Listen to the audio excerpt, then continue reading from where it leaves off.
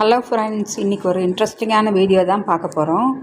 பாருங்கள், குக்கர் வச்சு அதில் நல்லா ஒரு 1/2 லிட்ரு தண்ணியை ஊற்றுறேன். அதுக்கு முன்னாடி 1/2 கிலோ அரிசி, சாப்பாட்டு புழுங்கல் அரிசியை ஊற வச்சு நல்லா கழுவி ஒரு 3 மணி நேரம் ஊற வச்சேன். அந்த வீடியோ மிஸ் ஆகிடுச்சு. அந்த ஊற வச்ச அரிசியை 3 மணி நேரம் கழித்து நல்லா மிக்ஸி ஜாரில் போட்டு நல்லா நைஸ் பேஸ்ட்டாக அரைச்சி எடுத்துக்கிட்டேன். அதுக்கு தான் இப்போ குக்கரில் 1/2 கிலோ அரிசிக்கு 1/2 லிட்ரு தண்ணி ஊற்றியாச்சு. அந்த தண்ணியில் இப்போ நல்லா ஒரு மூடி தேங்காய், பெரிய மூடியில் ஒரு மூடிய தேங்காயை பல்லாக கட் பண்ணி போட்டிருக்கேன்.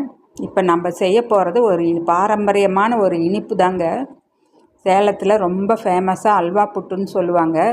அந்த இனிப்பு தான் நான் இப்போ செஞ்சு காமிக்க போகிறேன் உங்களுக்கு. அதுக்கு அரிசி ஊற வச்சு அரைச்சி அந்த வீடியோ மிஸ் ஆகிடுச்சு. மற்றபடி பாருங்கள், எல்லாமே இது தான். நம்ம 3 மணி நேரம் ஊற வச்சு நல்லா நைஸாக அரைச்சிக்க வேண்டியது தான். அதை எடுத்து பாருங்கள், பக்கத்துலேயே போனியில் வச்சுருக்கேன். அந்த 1/2 கிலோ அரிசிக்கு நல்லா 1/2 லிட்ரு தண்ணி ஊற்றியாச்சு. அந்த 1/2 கிலோ அரிசியை அரைச்ச அரிசியிலேயே மறுபடியும் ஒரு 1/2 லிட்ரு தண்ணியை ஊற்றி நல்லா தண்ணி மாதிரி கலந்து தான் எடுத்து வச்சுருக்கேன். அப்படி கலந்து எடுத்து வச்சதை பாருங்கள், இப்போ அந்த குக்கர்லேயே ஊற்றிக்கிறேன். தண்ணி மாதிரி தான் இருக்கும். குக்கரில் அந்த 1/2 கிலோ அரிசிக்கு மொத்தம் 1 லிட்ரு தண்ணி வேணுங்க. 1/2 லிட்ரு தண்ணி குக்கரில் ஊற்றியாச்சு. மறுபடியும் ஒரு 1/2 லிட்ரு தண்ணியில் கிரைண்டரை நல்லா கழுவி அந்த மாவுலேயே ஊற்றி நல்லா கரைச்சிக்கிட்டேன். இப்போ அது எல்லாமே ஒன்றா ஊற்றி ஸ்டவ்வை லோ ஃப்ளேம்லேயே தான் வைக்கணும்.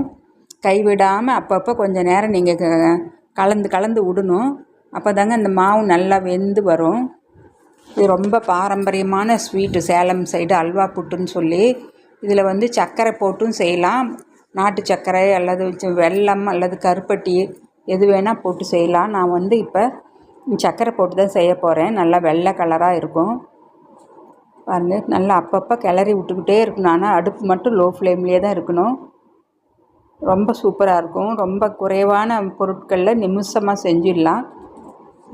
எந்த விதமான டீப் ஃப்ரையோ நெய்யோ எதுவுமே இதுக்கு தேவையில்லை. இதுக்கு அந்த வாசனைக்காக ஏலக்காய் பவுடர் நல்லா ஒரு 2 டீஸ்பூன் அளவுக்கு ஆட் பண்ணிக்கிறேன். 1/2 கிலோ அரிசிங்கிறதுனால. நான் சாப்பாட்டு புழுங்கல் அரிசியில் தான் இப்போ செய்கிறேன். நீங்கள் ரேஷன் அரிசிலையும் செய்யலாம், இட்லி அரிசியிலும் ஒரு சிலர் செய்வாங்க, பச்சை அரிசிலையும் செய்வாங்க. எதில் வேணால் செய்யலாம், நல்லா தான் வரும். இப்போ அந்த ஏலக்காய் பவுடரை போட்டு நல்லா கலந்து விட்டுக்கிட்டுருக்கேன். நல்ல மாவு இந்த அரிசி மாவும் நல்லா ஓரளவுக்கு இதுலேயே சிம்மிலேயே கொஞ்சம் வெந்து வரும். நம்ம இடியாப்பம் மாவு செய்கிறப்ப நல்லா வெந்து வருது பார்த்திங்களா, அது மாதிரி. இப்போ 1 டேபிள் ஸ்பூன் எள்ளு, கருப்பு எள்ளை நல்லா ட்ரையாகவே வறுத்துக்கிட்டேன். எள்ளு நல்லா படப்படன்னு பொரியிற அளவுக்கு வறுத்து எடுத்து வச்சு அதில் 1 டேபிள் ஸ்பூன் போட்டதில் அதில் பாதியை 1/2 கிலோ அரிசிக்கு போட்டுக்கிறேன். நல்லா 1/2 டீஸ்பூன் அளவுக்கு இதில் போட்டுக்கிட்டேன். ஏன்னா எள்ளு நல்லா பொரிஞ்சு வரணும். பாருங்கள், மாவு கொஞ்சம் கெட்டியானதுமே 1/2 கிலோ அரிசிக்கு 1/2 கிலோ சர்க்கரை ஆட் பண்ணிக்கிறேன். எல்லாமே 1:1 தாங்க. சர்க்கரை இது கரெக்டாக இருக்கும். இன்னும் நல்லா சுருக்குன்னு இனிப்பாக வேணும்னா நீங்கள் 3/4 கிலோ சர்க்கரை கூட ஆட் பண்ணிக்கலாம். பாருங்கள், இப்போ சர்க்கரை போட்டதும் கொஞ்சம் நீர்த்த மாதிரி ஆகும். அப்போவும் கொஞ்சம் நேரம் லோ ஃப்ளேம்லேயே வச்சு கிளறி விட்டுக்கிட்டே இருங்க. இது இங்கே சேலத்தில் அடிக்கடி எல்லார் வீட்லேயும், அப்போல்லாம் நம்ம பாட்டி காலத்துலலாம் எல்லார் வீட்லேயும் அடிக்கடி பண்டிகை வந்தாலே செய்வாங்க. அப்போ கோயிலுக்கு, மாரியம்மன் கோயில் ஃபெஸ்டிவலுக்கெல்லாம் போகிறப்ப இதெல்லாம் 2 கிலோ 3 கிலோவெல்லாம் போட்டு செய்வாங்க. செஞ்சு கோயிலுக்கு கொண்டு போய் படையல், அம்மனுக்கு படையலாக பண்ணி அப்புறம் அங்கே வர்றவங்களுக்கெல்லாம் நைவேத்திய பிரசாதமாக கொடுப்போம். பாருங்கள், இப்போ கை வச்சு தொட்டு பார்த்தா கையில் ஒட்டுது மாவு. இப்போ அது ரொம்ப நிறையா இருக்கிறதுனால கிளற முடியாது. பெரிய இந்த பிகினர்ஸ்க்காக சொல்கிறேன். அதை எடுத்து நீங்கள் குக்கரில் வச்சு வேக வச்சுக்கலாம். ஒரு பாத்திரத்தில் போட்டு குக்கரில் இது மாதிரி தண்ணி ஊற்றி வச்சு குக்கரில் வச்சு அதை மூட வேண்டாம். தட்டம் போட்டு மூடாமையே நீங்கள் ஒரு 7 விசில் கொடுத்துக்குங்க போதும். கொடுத்துட்டு நல்லா ஒரு 5 நிமிஷம் சிம்மில் வச்சு அப்புறம் ஆஃப் பண்ணிவிடுங்க. இப்போ ஸ்டீம் எல்லாமே போயிடுச்சு. ஸ்டீம் ரிலீஸ் ஆகிடுச்சு. ஓப்பன் பண்ணி பார்க்கலாம். பாருங்கள், இப்போ நல்லா வெந்திருக்கும் மாவு. நீங்கள் தொட்டு பார்த்தாலே உங்களுக்கு தெரியும். ஆனால் இப்போ சூடாக இருக்குது, உங்களால் தொட முடியாது. இப்போ பாருங்கள், நான் கரண்டையில் எடுத்து வச்சுருக்கேன் தட்டில். அப்படியே அல்வா மாதிரி, அப்படியே அல்வா புட்டுன்னு சொல்கிறது அதுக்கு தான். கரண்டியில் எடுத்து அப்படி போட்டால், சின்ன கரண்டியில் போட்டால் இது மாதிரி சின்னதாக வரும். நல்லா பெரிய கரண்டியில் நீங்கள் போட்டிங்கன்னா நல்லா இன்னும் பெரிய பெரிய புட்டுங்களாக வரும். ஒரு ஆளுக்கு ஒன்றுக்கு மேலே சாப்பிட முடியாது, அந்த அளவுக்கு நல்லா பெருசு பெருசாக செய்வாங்க அப்போல்லாம்.